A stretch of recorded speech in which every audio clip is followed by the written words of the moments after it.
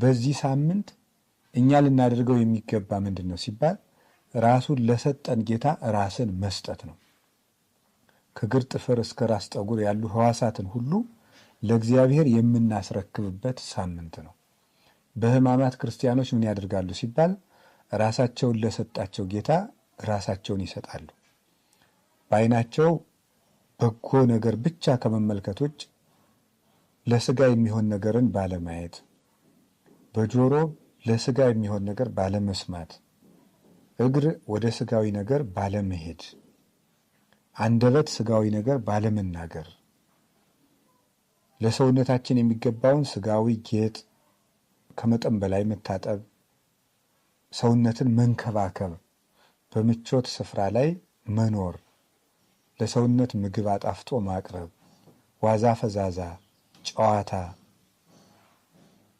እንዲህ ያሉ ነገሮችን ሁሉ ትተን ራሱን ለሕማም ለሞት ለኛ ብሎ አሳልፎ ለሰጠ ጌታ ራሳችን መስጠትን የምናደርግበት የምናሳይበት የስጦታ ሳምንት ነው።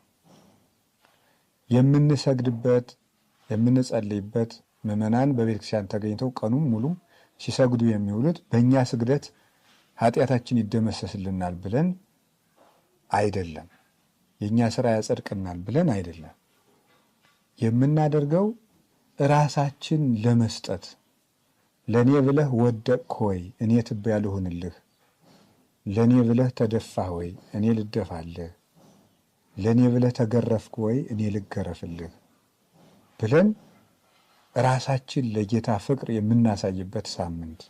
ሁልጊዜም እናሳያለን፣ ግን ዕለቱን ለማሳመን ነው እንጂ ክርስቲያን ኑሮው ሁሉ በክርስቶስ ፍቅር የታሰረ ነው እንጂ ዓመቱን ሙሉ ክርስቶስን ትተን በሳምንቱ የክርስቶስ የምንሆን አይደለንም። ይበልጥ ደግሞ በዓል ወስነን የምናሳይበት የምንገልጥበት ያቺ ቀን የማትረሳ መሆኗን የምናሳይበት ጊዜ ነው ማለት ነው።